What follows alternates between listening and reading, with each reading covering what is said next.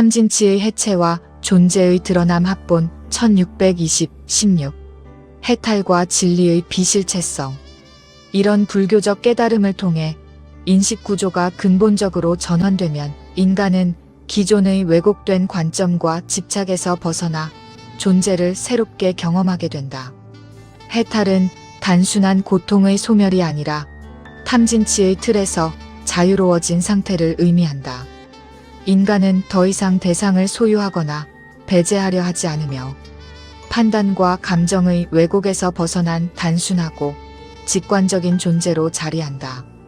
이때 인식은 특정 방향에 치우치지 않고 세계는 있는 그대로 드러나며 불필요한 개념적 가림이 사라진다. 해탈 속에서 진리는 더 이상 고정된 실체나 획득의 대상이 아니다. 인간이 붙잡으려 했던 개념과 판단이 내려놓아질 때 진리는 자연스럽게 드러난다. 이 점에서 진리는 소유나 통제의 대상이 아니라 조건이 풀릴 때 나타나는 드러남으로 이해된다. 불교는 진리를 절대적 존재로 규정하지 않고 그 규정 자체가 집착이 될 수 있음을 강조한다. 인간은 기존의 평가와 선택에서 벗어나 존재의 흐름 속에 응답하며 열린 상태로 머문다. 이 상태에서 인간은 세계를 분리된 대상으로 보지 않고 나와 세계, 주체와 객체의 경계를 내려놓으며 흐름 속에 함께 존재한다. 존재는 고정되지 않고 계속 변화하기에 인간은 그 변화를 판단하거나 통제하지 않는다. 이전의 인식이 붙잡음과 분별을 중심으로 이루어졌다면 해탈에서는 관찰과 수용, 그리고 존재의 응답으로 전환된다. 결과적으로 해탈은 무엇을 더 아는 것이 아니라 왜곡을 제거하고 인식과 존재를 단순화하는 과정이다. 인간은 진리를 소유하는 주체가 아니라 그 드러남 속에 머무는 존재로 이해된다. 이를 통해 인간은 탐진치의 속박에서 벗어나 자유롭고 겸허하게 세계와 관계하며 존재의 흐름 속에서 진리가 자연스럽게 드러나는 경험을 한다. 해탈은 새로운 능력이나 정보의 축적이 아니라 내려놓음과 응답 속에서 이루어지는 존재적 전환이며 인간은 그 안에서 진리와 삶을 동시에 체험하게 된다. 17. 삼독심의 사실과 해석 그리고 진리의 문제. 인간이 세계를 인식할 때 우리가 접하는 것은 과연 있는 그대로의 사실인가 아니면 이미 해석된 현실인가라는 근본적 질문은 인간 존재 전체와 맞닿아 있다. 흔히 사실과 해석을 구분하며 사실은 객관적이고 변하지 않는 것으로 해석은 주관적이며 선택적 판단으로 이해한다. 그러나 탐진치의 구조를 고려하면 이 구분은 더 이상 단순하지 않다. 탐은 대상을 소유와 만족의 관점으로 끌어당기며 진은 불편한 대상이나 상황을 밀어내고 재구성함으로써 의미를 왜곡한다. 신은 이러한 과정을 자각하지 못하게 하며 인간은 자신이 왜곡된 인식 속에 있다는 사실조차 의식하지 못한 채 그것을 진실로 확신한다. 결과적으로 인간은 세계를 그대로 보는 것이 아니라 이미 해석된 현실을 사실로 받아들이며 동일한 사건조차 사람마다 전혀 다른 의미로 체험된다. 이 지점에서 깨달음은 단순한 정보 습득이나 사실의 발견이 아니라 지금까지 사실이라 믿었던 것이 사실상 해석일 수 있음을 자각하게 하는 사건이다. 인간은 더 많은 데이터를 통해 진리에 다가가는 것이 아니라 자신이 어떠한 방식으로 보고 있는지를 성찰하며 인식의 한계를 깨닫는다. 불교적 관점에서 진리는 객관적 사실로서 고정된 것이 아니라 왜곡과 집착이 제거될 때 드러나는 상태로 이해된다.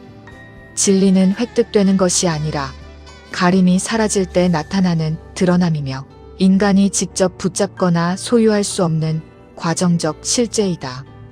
따라서 문제는 단순히 무엇이 사실인가가 아니라 무엇이 그것을 해석으로 만들고 있는가에 대한 물음은 인간의 존재 방식과 삶의 방향에서 인식과 실천을 통합적으로 이해한다.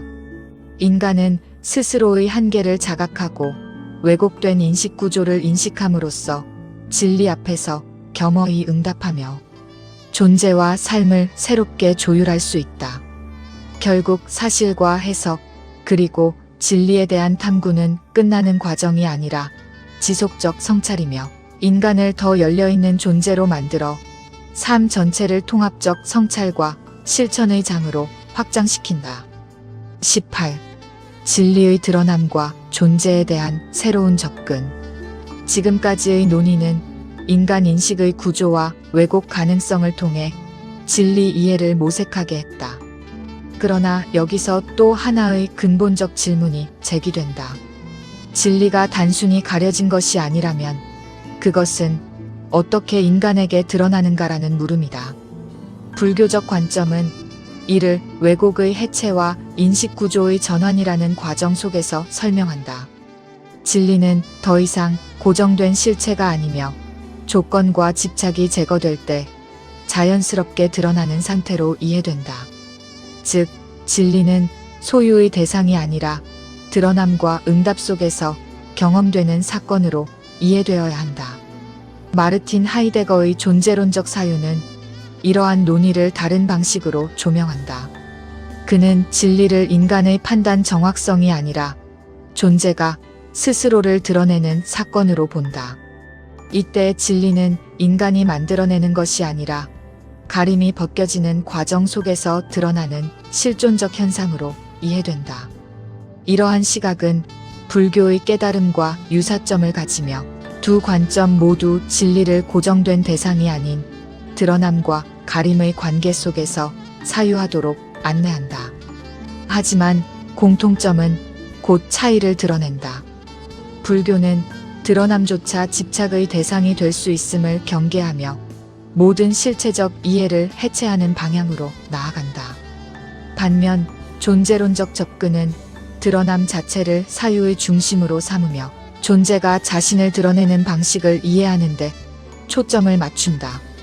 이러한 대비는 진리 이해를 단순한 인식의 문제를 넘어 존재의 문제로 확장하게 한다. 결국 질문은 무엇이 진리인가에서 머무르지 않고 어떻게 드러나는가, 그리고 그 드러남의 근거는 무엇인가로 이동한다.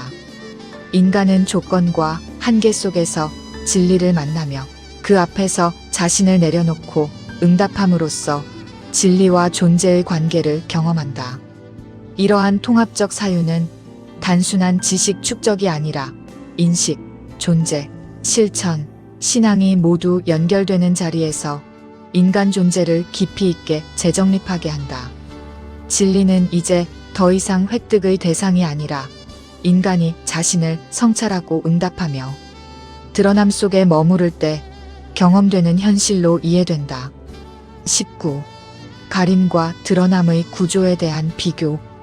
불교와 존재론적 사유는 서로 다른 철학적 전통에 속하지만 진리를 이해하는 방식에서 공통점을 가진다. 두 관점은 진리를 단순한 정보나 개념으로 보지 않고 가림과 드러남의 구조 속에서 이해해야 한다고 강조한다. 불교는 탐진치를 통해 인간 인식이 얼마나 쉽게 왜곡되는지를 보여준다. 탐욕과 분노와 무지는 단순한 감정적 결함이 아니라 인식의 구조를 형성하며 인간은 현실을 자신의 욕망과 판단의 틀 속에서 재구성한다. 깨달음은 이러한 왜곡 구조가 전환될 수 있음을 드러내며 진리는 새롭게 만들어지는 것이 아니라 이미 가려져 있던 것이 드러나는 사건으로 이해된다. 하이데거의 알레테이아적 사유는 진리를 존재의 드러남으로 설명한다. 진리는 인간의 판단이나 인식에서 만들어지는 것이 아니라 가려짐이 벗겨질 때 존재가 스스로를 밝히는 사건이다. 인간은 그 드러남을 만들어내는 존재가 아니라 드러남 속에 참여하며 응답하는 존재로 이해된다. 이 관점에서도 진리는 고정된 실체가 아니며 드러나는 방식으로 이해되며 인간 존재와 깊이 연관된다.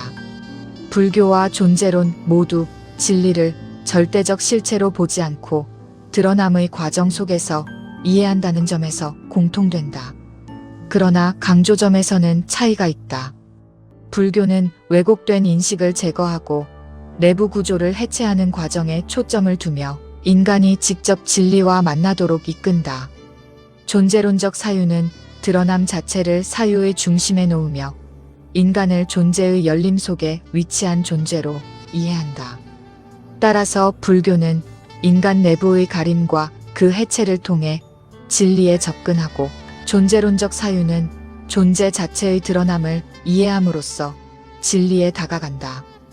이 비교는 진리를 단순한 인식의 문제가 아니라 인간과 존재의 상호적 관계 속에서 사유하도록 이끌며 인간의 경험과 응답, 존재와 인식이 통합되는 새로운 차원의 탐구를 가능하게 한다.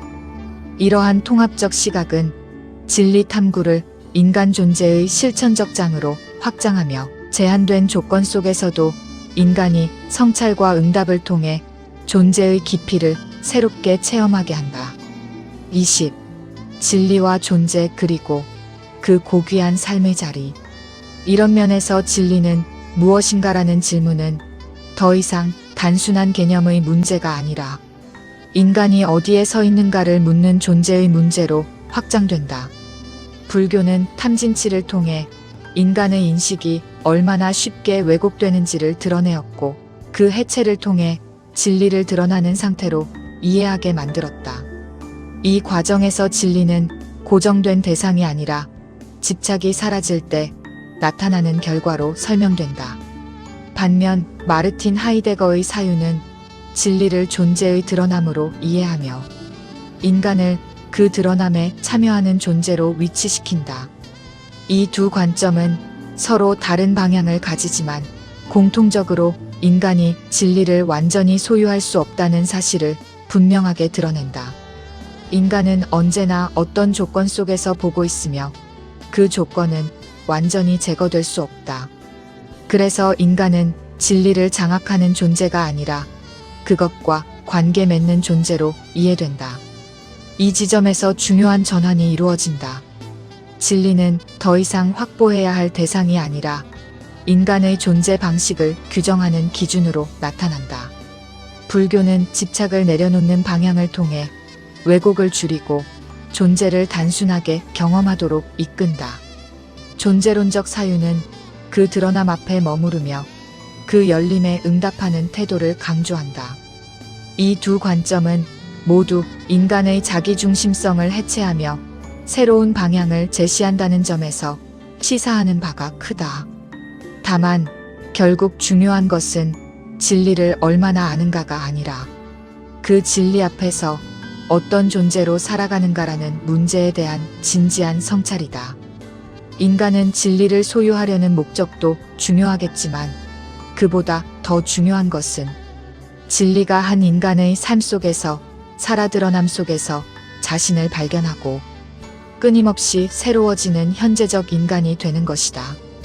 이 지점에서 진리는 끝난 답이 아니라 계속해서 인간을 부르는 질문으로 남는다. 그리고 바로 그 물음 앞에서 인간의 존재는 비로소 참됨과 삶의 방향성을 갖게 된다. 21. 사실과 해석 그리고 진리의 풍성함과 그 누림. 통념상 사실과 해석을 구분하며 사실은 객관적이고 해석은 주관적이라고 이해하지만 단순하지만은 않다. 불교의 탐진치처럼 인간은 탐욕과 분노와 무지 속에서 현실을 해석하며 그 결과를 사실로 받아들인다. 동일한 현실 속에서도 사람마다 서로 다른 진실이 형성되고 각자에게는 그것이 확실한 사실로 느껴진다. 깨달음은 새로운 정보를 획득하는 것이 아니라 지금까지 사실이라 믿었던 것이 해석일 수 있음을 자각하는 것으로 이해한다. 한편 하이데거의 존재론적 사유 또한 인간 인식이 언제나 특정 방식으로 열려 있으며 순수한 객관 인식은 불가능함을 강조한다. 인간은 세계를 있는 그대로 보는 존재가 아니라 이미 조건 속에서 이해하고 있는 존재이다. 이 두 전통은 서로 다르지만 인간은 사실을 단순히 받아들이는 존재가 아니라 해석 속에서 그것을 구성하고 의미를 만드는 존재라는 공통점을 갖는다. 그럼에도 모든 것이 해석이라면 사실 자체는 존재하지 않는가라는 질문이 남는다. 불교는 실체적 사실을 전제하지 않고 집착이 사라질 때 드러나는 상태를 강조하며 진리를 고정된 대상으로 보지 않는다. 반면 존재론적 사유는 드러남의 근원을 완전히 해체하지 않고 남겨 인간이 존재의 열림 속에 참여하도록 한다. 이 차이는 진리를 이해하는 방식의 차이를 보여주지만 공통적으로 인간의 인식이 절대적일 수 없음을 확인시킨다. 결국 인간은 사실을 완전히 소유할 수 없으며 해석과 조건 속에서 끊임없이 이해를 갱신하고 수정하는 존재이다. 진리는 확정된 결론이 아니라 지속적으로 드러나고 다시 되묻는 영역으로 남는다. 중요한 것은 무엇이 사실인지 확정하려는 태도가 아니라 자신이 보고 있는 것이 해석일 수 있음을 자각하는 자세이며 이것이 인간을 더 깊은 성찰로 이끌고 진리에 대한 정직한 접근과 존재의 이해를 가능하게 한다.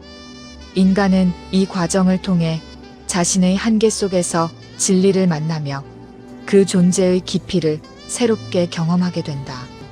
즉, 현재적 진리의 풍성함과 그 누림을 말한다. 인천 송도역 배짜마에서 이종화였습니다.